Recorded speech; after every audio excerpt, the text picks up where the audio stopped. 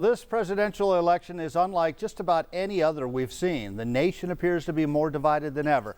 We've seen more early votes than ever before, and it's all happening during a pandemic. And two local political figures say the pandemic may be the #1 issue on Tuesday. It affects everything. I think that's accurate.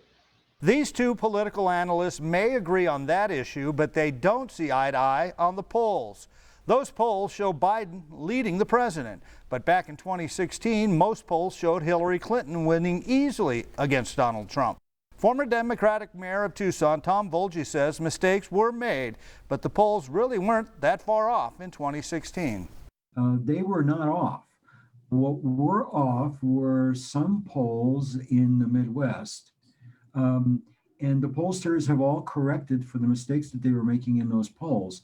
Mike Helen, former chairman of the Arizona Republican Party, says the polls were wrong because pollsters undervalue Republican voters and they undervalued President Trump. People frankly lie to the pollsters.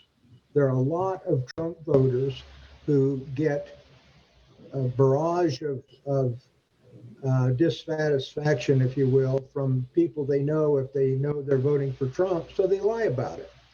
Helen points to Trump rallies that attract thousands of people and the small crowds that Biden gets. His people are going to be there. If he gets a little bit more of the Hispanic vote than he did last time, a little bit more of the black vote, if his people show up, yeah, the pollsters could be wrong again.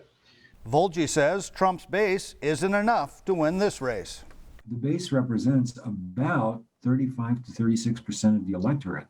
And if that's all he does is to hold on to that base, it would result in a landslide election on the other side. Both men agree it should be a close race, which means we may not know who wins for quite some time. You know, it could be Wednesday or Thursday. It could be December. You know, we could have a Bush-Gore thing going again. It could last weeks.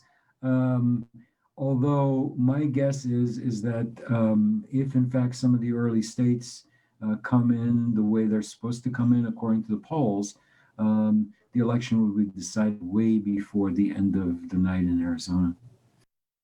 And both men told me that we can expect the losing side, whichever side that is, to contest the results. I also asked them if the rumors about President Trump refusing to leave the White House if he were to lose could possibly be true. And both told me, no, that'll never happen.